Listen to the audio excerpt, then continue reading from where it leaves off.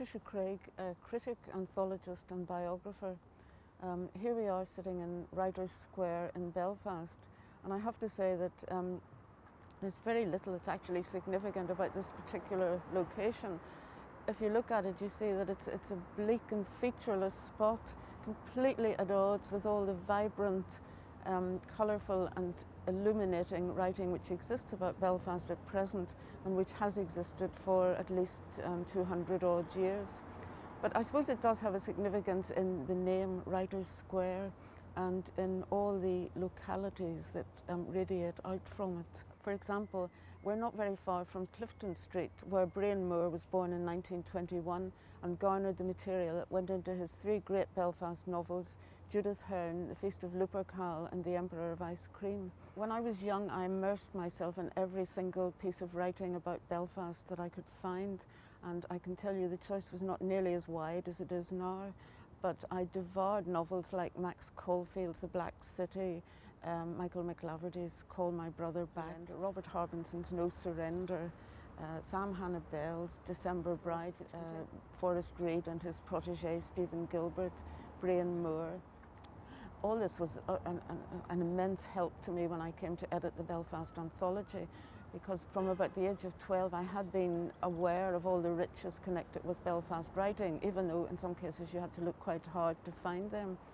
But as far as being influenced, I don't really know how that works. I assume that I absorbed every bit of reading that I carried out, between then and now. But and certainly when I was writing Asking for Trouble, I was aware of the great heritage of Belfast literature, and I tried not to be too discouraged or daunted by the presence of all these superlative local writers looking over my shoulder.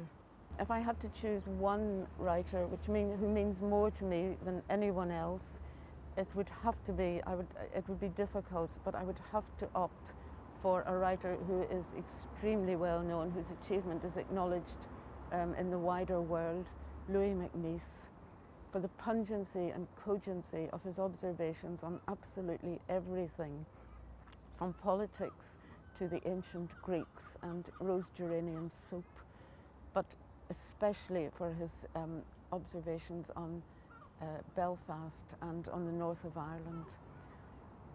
Belfast is extremely lucky to be able to claim him, even though I have to say he viewed Belfast himself in terms of its darkness rather than its light.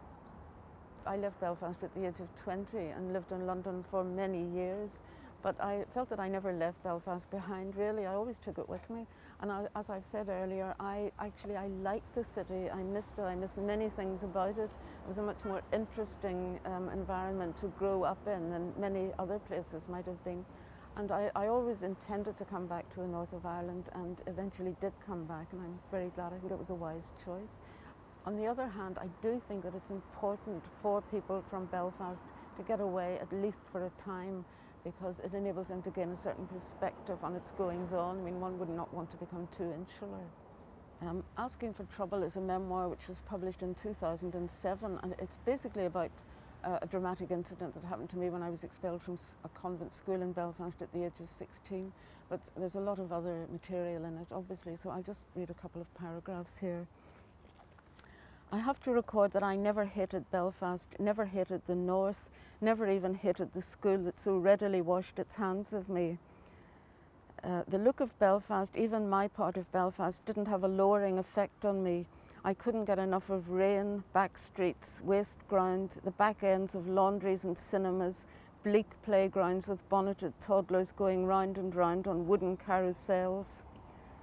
Most people looking back, I am sure, ascribe an immutable quality to their childhood surroundings.